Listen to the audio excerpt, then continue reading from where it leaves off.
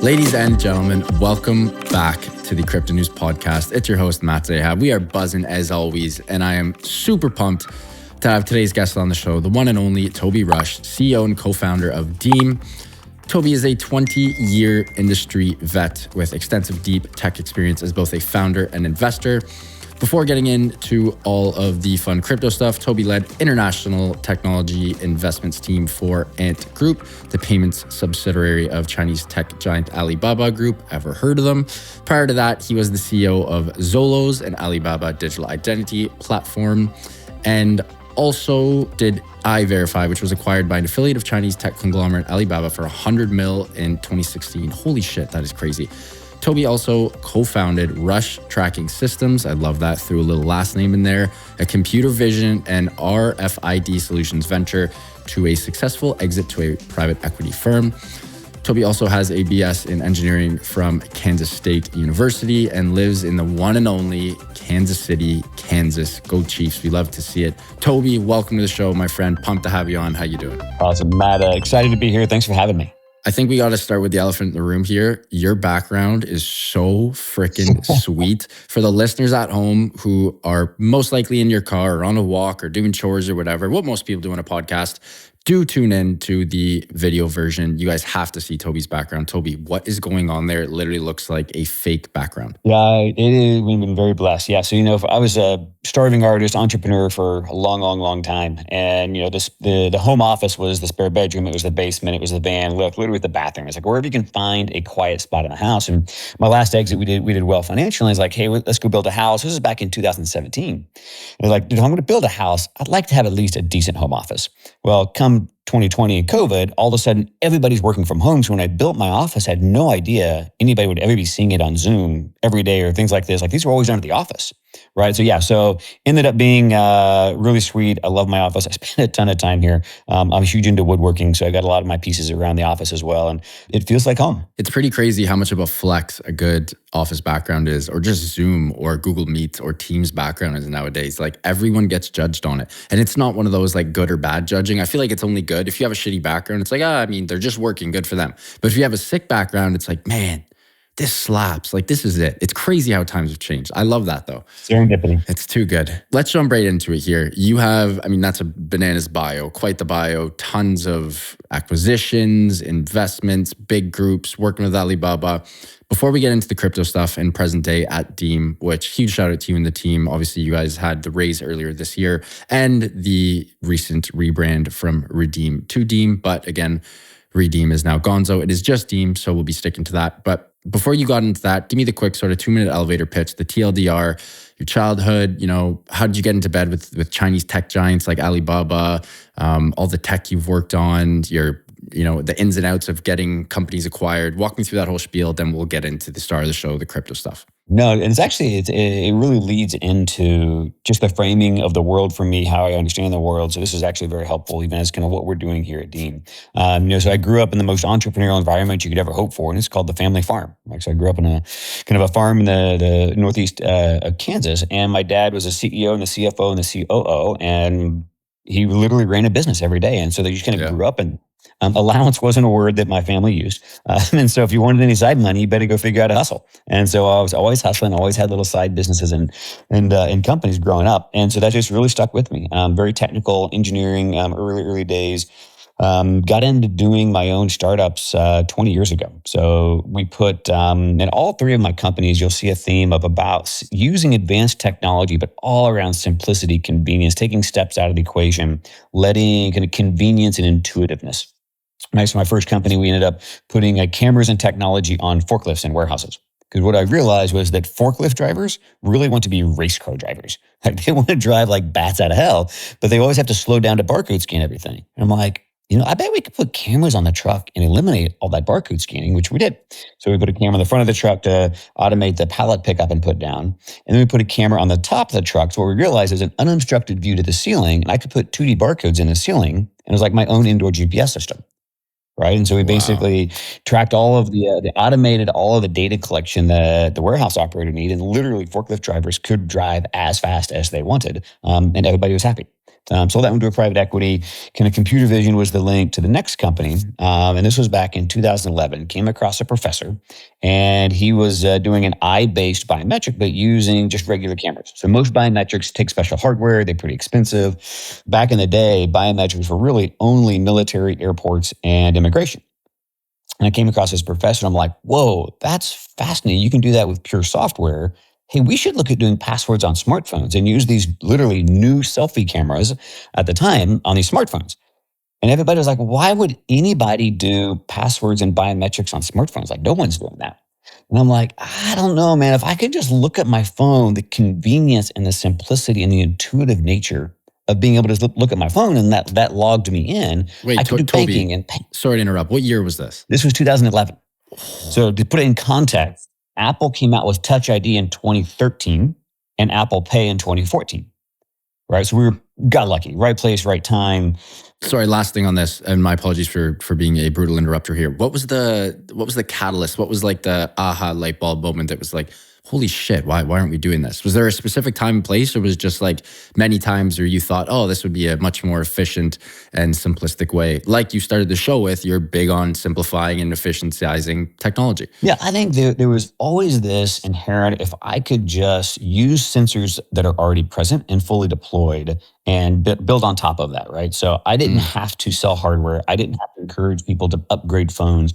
I didn't have to worry about, do I have cellular connectivity? I didn't have to, like, all these things were built in. So how do you then kind of leverage widely deployed, adopted, accepted platforms and then build kind of incremental benefits on top of that kind of for that consumers? That just felt like natural. This should happen.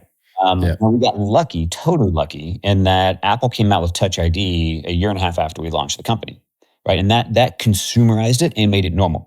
So now biometrics on smartphones are like, of course people would do biometrics on smartphones. Of course that makes sense.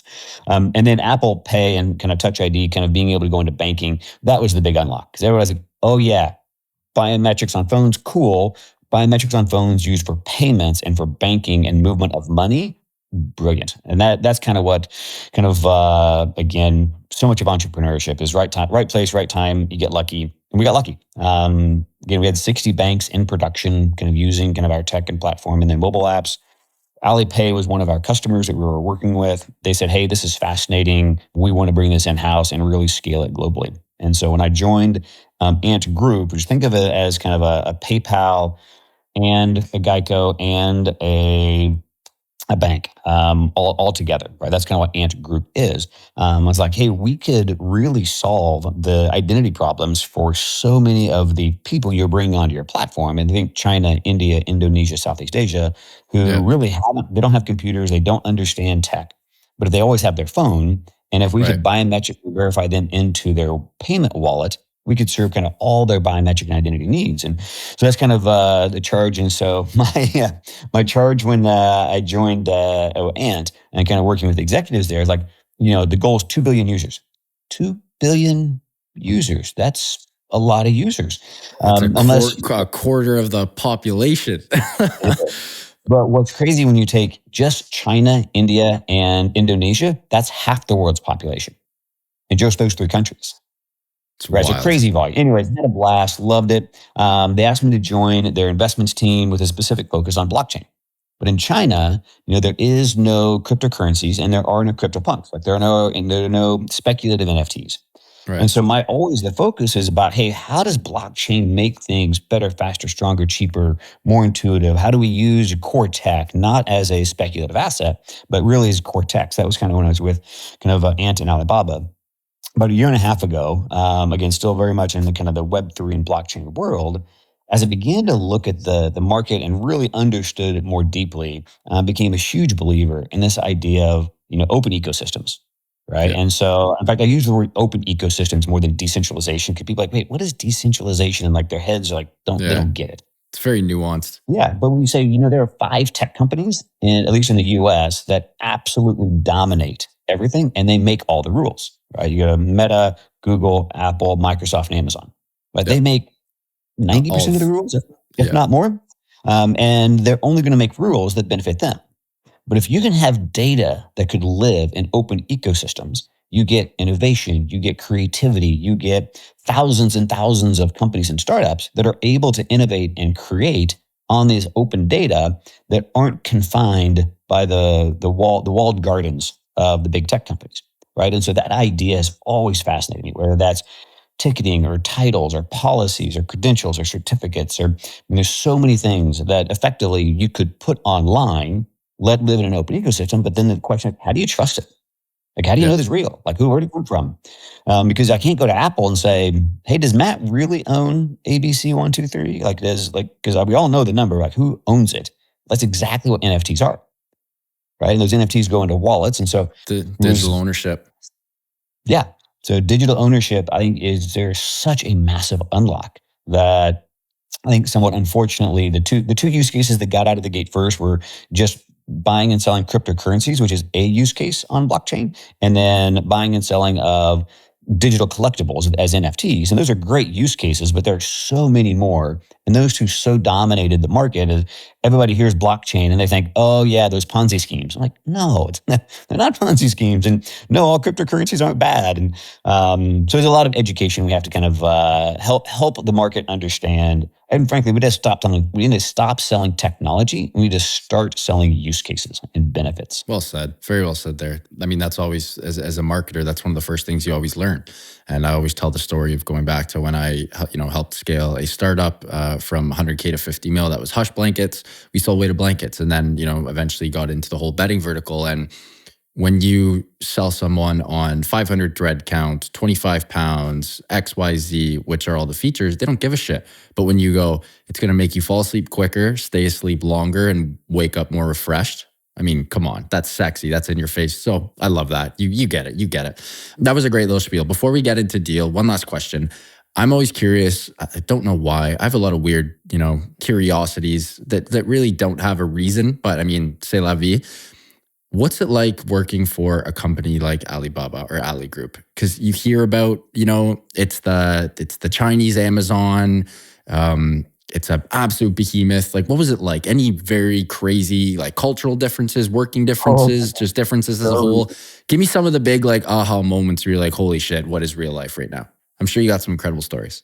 So one, I have massive respect for Alibaba and a number of other tech companies. I mean, China gets a bad rap. I mean, there are some bad actors in China, like there are bad actors in every country. And people assume, like, the Chinese government is very authoritarian. They do a lot of stuff that, I don't agree with, a lot of others don't agree with. And they assume that all Chinese are equivalent to their government. Like, the U.S. wouldn't be very happy if we were always represented simply as our government, right? Because our government doesn't do a lot of nice things. But no, I was super impressed, super innovative, aggressive. Their scale, like it is really hard to impress upon people who don't live in China how big Alibaba and Tencent are. Like, they dominate that particular landscape. It was by far the hardest leadership job I've ever had. So I was cool. I was able to be on the top 350 kind of executives across all of Alibaba Group. Right, so it was pretty cool. I'm getting to hang out with Jack Ma and Joe Tsai, and Volkswagen. So I really did get to see a lot. And the cultural disconnect is crazy, just because the vast majority of Alibaba is, of course, in China. And like, just to give you some really funny examples. So one of the things they really talk about is, hey, you need to work hard. You need to care for your family. Make sure you always have, like, your family in mind. And so the U.S. interpreted. So I had teams in Beijing, Singapore, San Francisco, and Kansas City. Right. So my US team, they would hear that and they're like, oh, I need to care for my family. I need to make sure I'm not working 16 hours a day and care for my family, because I got to have a little bit of a balance here. The Chinese understood that very differently. I got to care for my family. I need to work 17 hours a day because I need to make sure my generation can have a next level up. I need to commit more time. And it was like, again, words, and they were totally, and when I realized this, I'm like, holy smokes, like, same words, very different interpretation. And I've got story, again, good intention, well-meaning people, but cultural and language differences can throw you for a loop. How many trips to China did you take? Oh my goodness. I was with them for 3 or 4 years. I'd pay probably every 6 weeks. I was over there, which is a lot. I actually was close to moving to Singapore, kind of at one point, just to make it so easier. Yeah, that's crazy, man. Good God. Let's get into the star of the show, the second star of the show after Toby, which is Deem. Give me the quick TLDR, the quick elevator pitch on Deem, and then we'll get into some of the fun stuff. Things that interest me the most is your take on how the future of Web3 is via mobile, which I absolutely love and completely agree with. We are addicted to our phones all the time. Quick little funny story. I'm actually at my parents' house, just house sitting right now. My parents are in Switzerland enjoying their lives. Someone's got to look after the crib. So me and my brother take our turns. Nonetheless, my grandma had a problem with her iPad, so she came over. I fixed her iPad. Guess what her screen time was for last week? 0. Oh my gosh. She gets the notification. I'm like, I would do bad things to have 0 average screen time per day. We are glued to our phones, man. It is bananas. Gosh. But anyways, walk me through what you and the team are doing at Deem, and then we'll get into some of the NFT ticketing and the future of Web3 Mobile. Yep, absolutely. So as I began really diving in and understanding Web3, again, as I mentioned before, fascinated by this idea of open ecosystems, owning your own data, innovating creativity, composability of what we can do. And as, again, folks listening to the show have been in the Web3, it's getting better, but holy smokes, the UX is terrible. And just normal people don't understand. It's a big mental shift. Like we're asking people, not only is it a different mental model, but the way that we onboard into Web3 and then continue to engage with Web3 and all wait, this is a wallet. Why do I keep signing? And why do I have to go out to my wallet and then kind of come back into my app? And just all these things are crazy confusing. And so there's like, my thinking was like, there's got to be an easier way just to make the engagement and ongoing transactions in the world of Web3 a lot easier. And then it kind of actually went back a little bit to my days of with iVerify and Alibaba and like, why don't we just use our phone? Like, how come someone hasn't wrapped a really simple scaffolding and infrastructure around your phone to make it like this connectivity layer into all things digital, right? Because the cool thing about your phone is it has a globally unique number bound very, very tightly to that phone number through the SIM card, right? So you have a cryptographic proof that there is one number in the world that can be on this device in my hand right now. That's pretty crazy, right? We put the country code in front of it. Globally, there's only one device, and this device also happens to have a biometric scanner on it. Right? It's actually pretty convenient. I set it up. I use it for a lot of things. They all have browsers. They all have messaging app. And now some of the newer things, carriers allow you to call kind of an API with, T-Mobile, Verizon, T-Mobile, AT&T or Vodafone, O2, whoever your carrier is. I can call their API and say, hey, is this phone number active on this device right now? And it's the same API they use to say, can this phone access my network? Right. So again, they've spent hundreds of billions of dollars saying, hey, we got to make sure that this phone number on this SIM card can access my network. Well, now they've opened it up as an API. So what we've done is really turned your phone into what we're calling an OAuth provider. Right. So when you log in with Google, Apple, Facebook, what you're doing is you're going to Google, Apple, Facebook, say, hey, log this person in and let me know that it's really Matt. And then they'll give the calling app back a token. Say, yep, we confirm that this is Matt. We've turned your phone into that.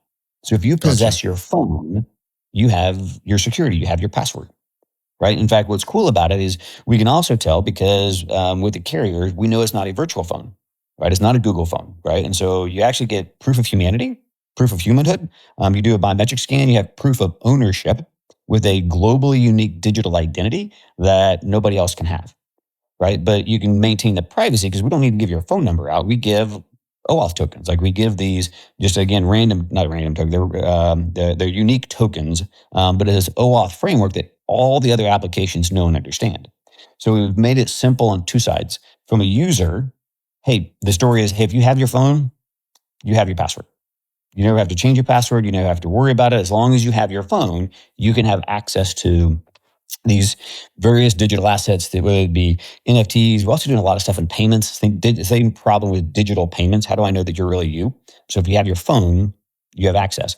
On the back side of that, you also have to make it easy for the app developers, right? Whether you're a pure Web3 dApp or you're in the Web2 world, wanting to do token gating, wanting to do other things kind of with NFTs. And so being a really simple OAuth, again, if your app supports log in with Google, which every app in the world does, you can log in with your phone. But when you do that, that account is then linked to, you can link a MetaMask or a Rainbow or your Phantom or whatever these other wallets are linked to. But your phone is your link into them. Interesting. That is exactly what you said it is. And that is removing the nonsensical UX and UI that is present day in crypto. Do you remember the first time you got someone to set up a MetaMask that isn't too tech savvy? Like that is just, folks, what are we doing here? What are we doing? And then explaining to them, hey, there's, going to be 12 to 24 little words you're going to have to write down. Like, don't lose them. Don't let them burn down. Yeah. Right. If you lose them, it's all gone. They're like, whoa, wait. I know. Huh? Crazy. Make sure you don't, take a picture of this. Don't type it in your computer. Make sure you write it down. If your house burns down, make sure it's just like, what are we doing? It's absolutely crazy. So let's talk use cases. You're a big use cases guy. You're a big screw features. Let's talk about benefits and use cases here. You and I are in the same camp. One of the biggest use cases for NFTs, and a lot of firms are working on this, a lot of really, really incredible people, guys and gals, teams, are trying to build an ecosystem for ticketing in sports, which I think will be sort of the first major NFT breakthrough to go mainstream. It's such a no-brainer. There's so much utility, so much value, so many use cases. I love if we could jump into this and walk me through sort of the 360-degree view on what's going on in the whole NFT and ticketing sports landscape right now. I love and really it's kind of IRL with digital, right? So in real life, it's sporting events, it's concerts, it's events, because I show up in person, right? And I want to engage in person, but I also have this whole other digital world, and letting those two worlds merge together, I think is crazy powerful, right? So there's clearly, I think folks have looked at, tickets as NFTs, they can't be gamed, they can't be scalped, they can't be, there's not as much fraud. Sure, those are good. I think the bigger unlock is, again, when people have purchased a ticket, and I'm going to say it's either to a game, again, a sporting game, Chiefs, we're in Kansas City, everybody loves the Chiefs, any of the sponsors or folks that are engaging with the Chiefs can now say, yep, we know this person went to the game, therefore we want to engage with them on either marketing or some sort of program or some other activity. Entertainers are also really interesting because, again, those entertainers are the same kind of a ticketing issue. But now those entertainers can engage directly with those consumers, and both sporting events and entertainers can now engage with those people even while not at the stadium. It used to be very much like you got a ticket that let you into the stadium. There's a physical event. Then you leave the stadium and you're kind of done. Like that particular engagement is finished. But when you can use NFTs as the bridge, the engagement continues. In fact, the engagement can start before you show up at the event. Like you clearly have engagement at the event, but then after the event, it's not like the engagement is done, right? So artists and teams can still engage with fans. It's just a much richer experience. And you're not blocked by Ticketmaster, right? Or whoever happens to control the venue or the ticketing. And so again, I want to go back to these open ecosystems, innovation, and composability. Man, those live events, again, in particular sports and any kind of a concert or music, I think are crazy powerful. And I do believe that they will be one of the first big use cases that go out. Completely agree. Toby and listeners, we have to take a quick break and give a huge shout out to our sponsor of the show, Prime XBT. And when we get back, we are going to keep buzzing on mobile and its ongoing impact on payments, of course, NFT ticketing in sports, and some good old power of open ecosystems, which Toby is a big believer in. But until then, huge shout out to Prime XBT, our longtime sponsor of the Crypto News Pod and longtime friends at the CryptoNews.com. Prime XBT is running an exclusive promotion for listeners of the Crypto News podcast. You get 50% of your deposit credited to your trading account that can be used on their robust trading system for both beginners and professional traders. It doesn't matter if you're a rookie or a vet, you can easily design and customize your layouts and widgets to best fit your trading style. Again, the promo code is CryptoNews50. It is only here for listeners of the Crypto News pod, and that gets you 50% of your deposit credited to your trading account on Prime XBT's robust trading system for both beginners and professional traders. Crypto News 50 to get 50% of your deposit credited to your trading account. And now back to the show with Toby. NFT ticketing in sports. A couple more questions, then we will wrap up and go to the next topic here. And I hate to be the bearer of bad news or just the antagonist, pessimist prick here, but so that will be the cape that I put on. But And this is something that hits hard to me just because I'm such a big sports fan, and I do believe that the experience would amplify and would be infinitely better if we did have some really cool, organic ways via NFTs and blockchain to sort of lengthen that whole relationship and partnership of the person and the entity being the sports team. But what is stopping Ticketmaster from coming in and ending the party? Like, does Ticketmaster not want this to happen? Do they have the tech to roll this out themselves? Again, I hate to be this guy, but it's just, this is something I often think about. I mean, Ticketmaster actually has a really savvy internal team that's all Web3 and blockchain. So they're clearly working on this. I don't have any insider information, so I can speculate. I think Ticketmaster wants to use ticketing as a much broader play into non-ticketing world. So you said the non-ticketing world? Correct. Okay.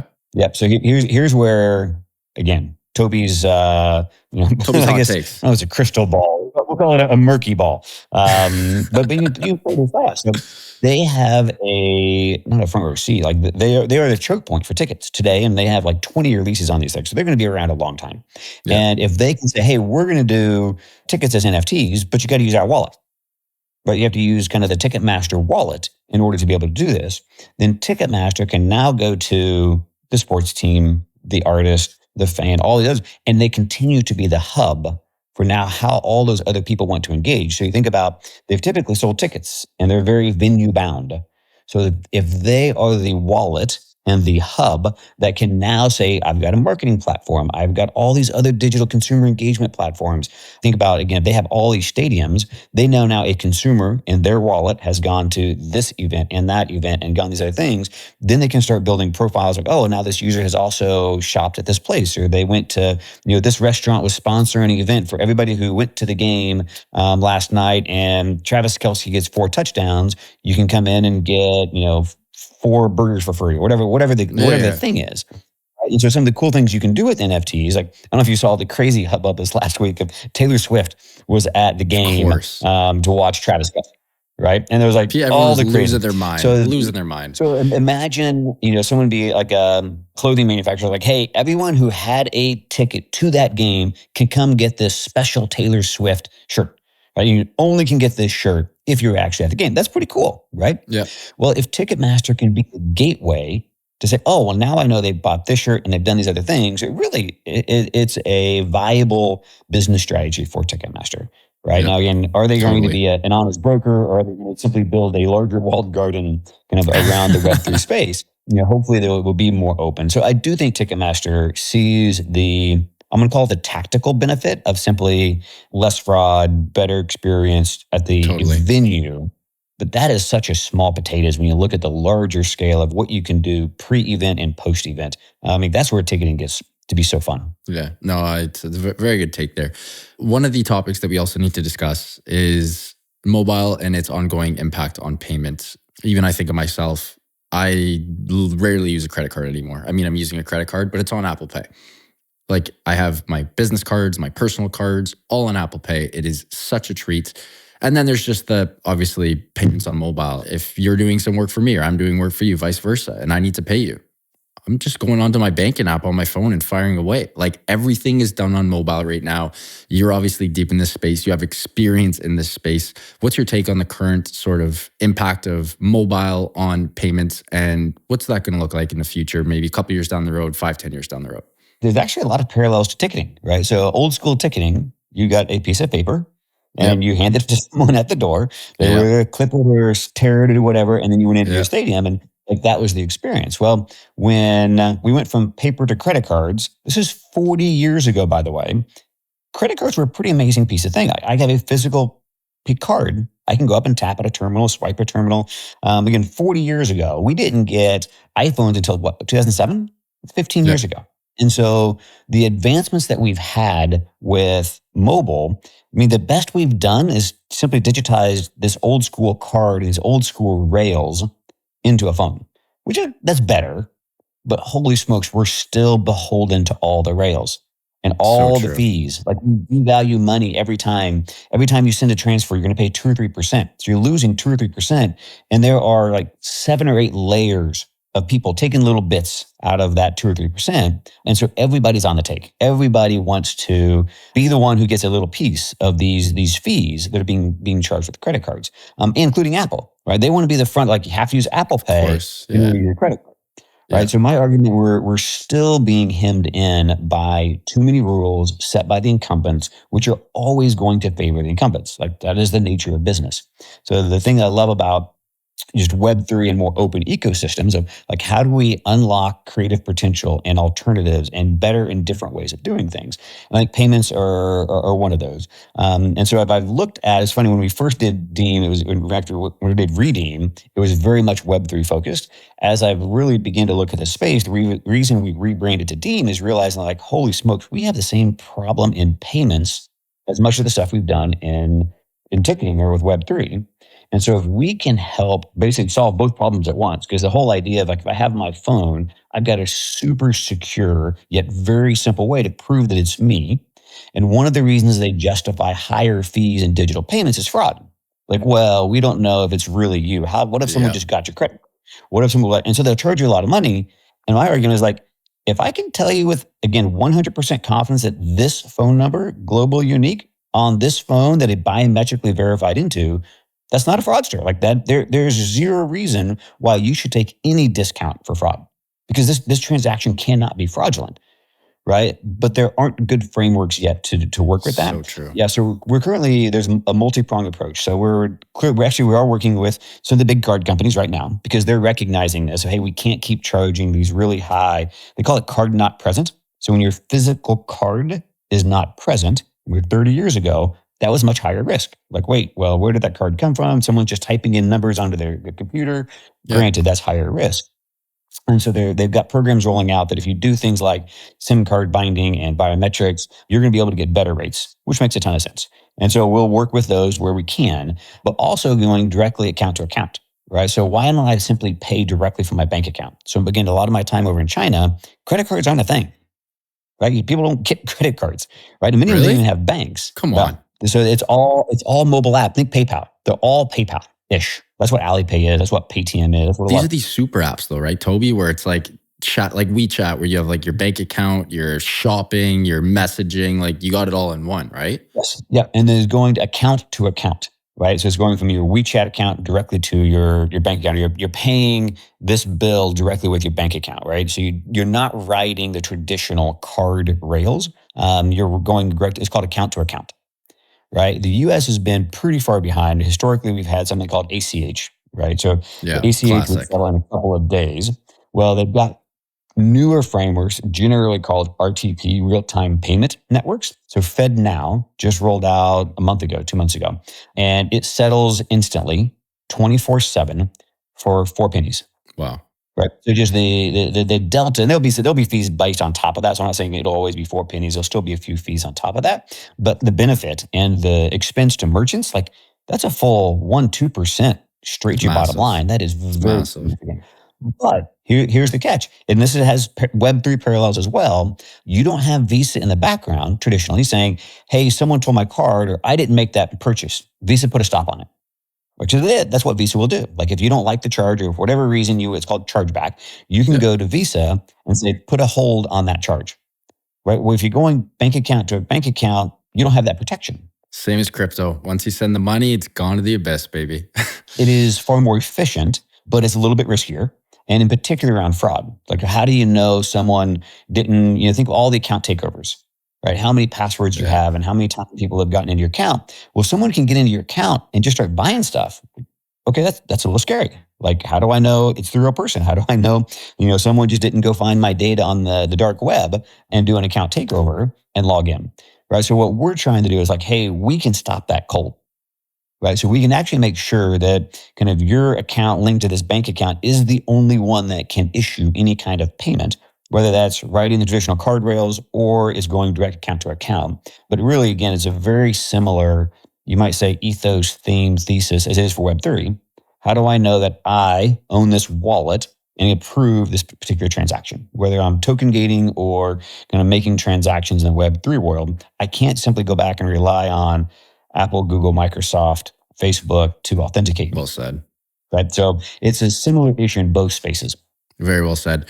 Toby, we are getting a little tight for time here. Last topic, and then unfortunately we have to wrap up. But I do need to have you on for round two because this is too much fun and we barely scratched the surface. But let's get into sort of the power of open ecosystems and token gating activity. Token gating activity, huge. Again, like you said, something as simple as being at the Taylor Swift KC game where you guys, what I believe was the Bears that you absolutely trounced with Taylor Swift and absolutely crushed the Bears, which I'm sure you guys absolutely loved. I mean, the Bears are trash, so I wouldn't look into it too much. But either way, you guys do look scary and good as always. Walk me through the power of open ecosystems and token gating activity, more specifically token gating activity and how it really has a shitload of use cases present day and moving forward. Oh, I mean, I think token gating people, when I talk to folks, I am saddened by their lack of vision. There's so many, like a key to your car could be a token, right? Yeah. Like a key to your house, a gem, a marriage certificate, an academic certification. I mean, so all those things, you can have cryptographic proof. Oh, Matt has done these things. Therefore, I will give him either a certain level of trust or give him access to other things because of, this cryptographic proof of data. Right? So token gating isn't just, I want to go to a website so I can buy some piece of merchandise because I have something in my, yeah, that's a use case. That's real. I think much, much bigger around, so many things that we do in life are so hard to go back and prove. Right? How do I know that, again, I was there, or I did this thing, or I worked for this company, or I actually went to this school? Holy smokes, we were trying to, blew my mind. We were interviewing for some folks, this is probably 6 or 8 months ago, and we put it out on LinkedIn. And my COO had like 3 or 4 people he talked to. And as he dove in, he's like, man, this doesn't feel right. So he starts asking really specific questions about their resume, and they hung up. They were total scams. People just trying to say, oh yeah, I went to this school and I did this thing and I worked at this company. But if it's on LinkedIn, you can put anything you want. Yeah. The ballsiness, and what they would do, the scam is they'll work for 2 or 3 months, do a minimum amount of work, and then just leave. Go to the next company. Right? That's greasy. Right. So again, kind of back to trust, open ecosystems in the digital world. I mean, I think token gating has so many powerful use cases that is much beyond just getting to some data on a website. Yeah, well said. Toby, what an absolute treat. Pleasure meeting you. Pleasure spending the time with you. An open invite on for round 2. It's got to happen. We barely scratched the surface. And we'll do a nice sports pod as well. But before we let you go, can you please let our listeners know where they can find you personally and Deem online and on socials? Yep, I'm Tobias Rush on actually everything, Twitter, LinkedIn, Telegram. I've been fortunate. So Tobias Rush and all those places. Usedeem.com. Come check it out. We got a pretty sweet demo. You can kind of see how we bind your SIM card to your phone, your biometric to you, and then wrap that in a really simple OAuth. Would love to talk to you. Come reach out. Toby, unreal episode. Thanks again. And we'll keep in touch. Can't wait for round 2. Awesome. Thanks, Matt. Folks, what an episode with Toby Rush, CEO and co-founder of Deem. What an episode. I definitely have some homework to do. Anything Web3 Mobile, NFT Ticketing and Sports, open ecosystems, token gating, future of Web3, you name it, we talked about it. Huge shout out to Toby and the team for making this happen. If you guys enjoyed this one, and I hope you did, please do subscribe. It would mean the world to my team and I. Speaking of the team, love you guys. Thank you so much for everything. Eustace, my amazing sound editor, you're the GOAT and you know it. Love you. And back to listeners, love you guys. Thank you so much for everything. Keep growing those bags and keep on staying healthy, wealthy, and happy. Bye for now, and we'll talk soon.